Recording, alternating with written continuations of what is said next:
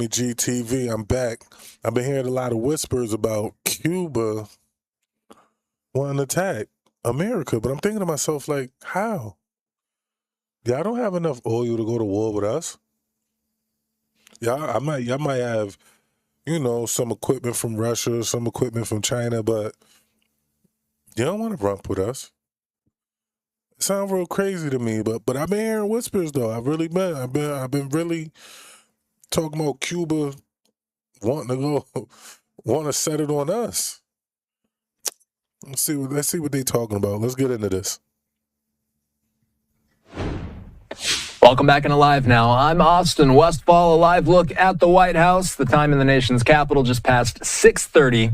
The Trump administration is showing no signs of easing up on its pressure campaign against Cuba. But for now, even with an economy on the verge of collapse, the government in Havana isn't backing down either. In an exclusive interview with Fox, Cuba's foreign minister accused the U.S.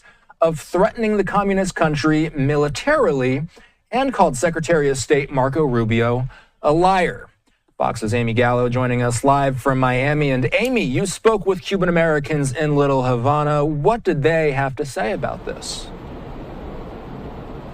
Austin, everyone I spoke to today told me they were not shocked by this reaction given by the Cuban regime. And they took those accusations made by the foreign minister of dishonesty and turned them right back around on him. Bruno Rodriguez and all of them are liars. They cannot claim that Marco Rubio is a liar because what he is saying about life in Cuba is the truth. They are the liars who have been lying since 1959. Cuba's foreign minister Bruno Rodriguez sat down exclusively with... Everybody know the regime in Cuba. That Cuba's communism. You can't do what you want to do. They ration out. They'll give you a cup of milk and a half a slice of bread for a week, and be like, be happy. Like, come on, man. What are y'all talking about? And if anybody out there protesting, acting like Cuba's not the bad guy, you out of your noodle. You outside your noodle, man. Come on, man. Let's pay attention. We all been knowing what's going on in Cuba. Why you think Cubans escape Cuba? Pay attention. Fox's Jillian Turner and pushed back when asked about Secretary Rubio's recent comments on the Cuban regime posing a national security threat to the U.S. He repeatedly called Rubio, the son of Cuban immigrants, a liar, claiming he knows, quote, nothing about Cuba. Rodriguez also questioned the timing of the indictment against former Cuban leader Raul Castro. Fidel Castro's brother, the 94-year-old, is facing 4 murder charges in the U.S. Fidel Castro was a bad guy. I know his brother a bad guy. Cubans don't want to be in Cuba. Come on, man. Now everything's America's fault. We just took the oil yesterday from Venezuela. Now everything that been happening since 1959 is America's fault. Come on, man. I don't want to hear it. I really don't. Connected to the 1996 shootdown of 2 planes flown by a Miami-based humanitarian group.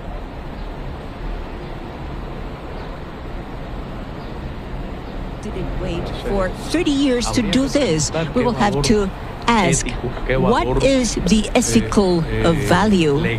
What is the legal value behind these allegations right now? Or if this is part of the political narrative aimed at manipulating the U.S. public opinion to justify a military aggression against Cuba. The Cuban Americans I spoke to called the indictment of Raul Castro long overdue. I don't know why the world and everyone, even the United States, had to wait 30 years to bring these charges. They should have brought it about immediately. Too many years went by. I don't understand how everybody outside of America could be bad guys, and then when America comes step in and be like, yo, you wildin', then we the bad guy.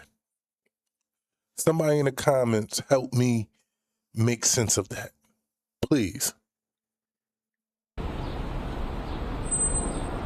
The Justice Department has issued a warrant for Castro's arrest, but the Cuban government isn't likely to just hand him over. And despite all of this, Acting Attorney General Todd Blanche has said he does expect Raul Castro to end up in the U.S., quote, by his own will or another way. Back to you, Austin. Amy Gallo for us in Miami. We appreciate it. We continue to track the latest developments out of Cuba. And Hal Kemper's here with me. Hal's a retired Marine Intelligence Officer, national security analyst, and the host of the Strap podcast. You were just listening in to Amy's report there, Hal. And Amy said at the end of her report that Blanche expects Castro will show up by his own will or another way. What could that other way mean?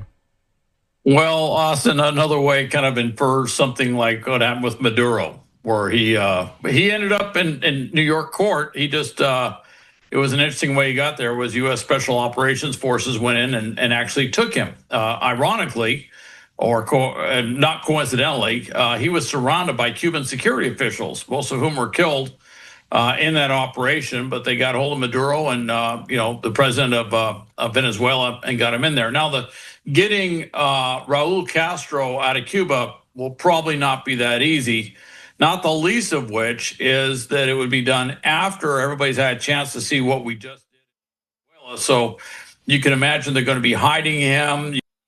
Go get him. Find him. Go get him. Go in there.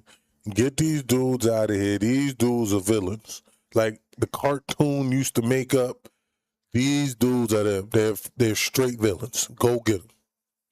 Using deception operations, doing all sorts of stuff to make it very, very difficult to get in there and get him, even if we can figure out where he is at any given point in time. And they'll be moving him around and doing lots of other things. So it'll be very difficult to pin him down as where he is if they were to do that. But we're putting phenomenal pressure on Cuba. And I think the thing to listen to is that they may end up handing him over. Now, if there is a regime change, which happens, dare I say, organically, with the Cuban people tossing out this government in some way, shape, or form, then at the end of that, they could in fact, it would be more likely than not, they would hand over Raul Castro in such a circumstance. But there's a lot of ifs there. And right now, there is no clear path for him to show up in court.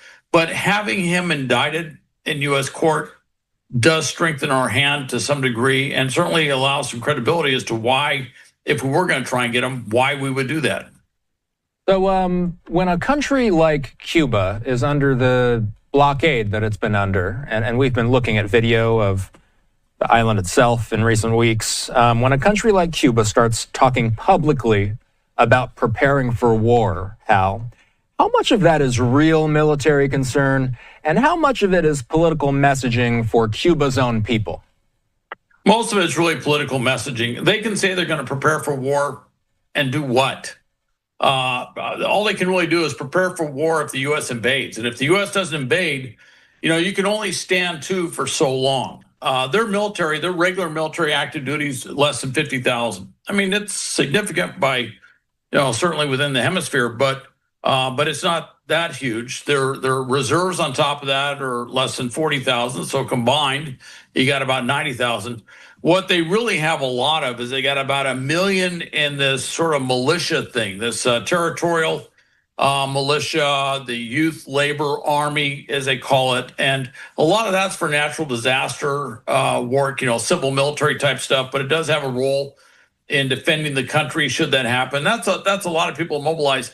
But they don't have the money, they don't have the resources to mobilize them for any appreciable amount of time. So even if they say we're going to prepare for war and mobilize everybody to stand to, that sounds very much like what Venezuela did. And they were all standing to on the beaches or whatever.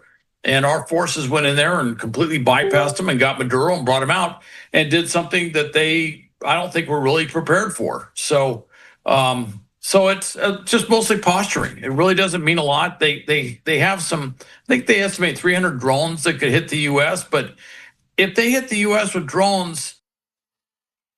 Let's stop the video right there. I told you I heard whispers talking about they gearing up for war, gearing up for battle and all that, but It's just all talk. All these dudes, they just be talking, hoping to get the American people outside protesting for them. Always pay attention to that. They ain't gonna do nothing. But Tommy GTV, keep telling you, you know what I'm saying? Show me love, watch the videos, like, share, subscribe, hit the notification. We gonna keep coming.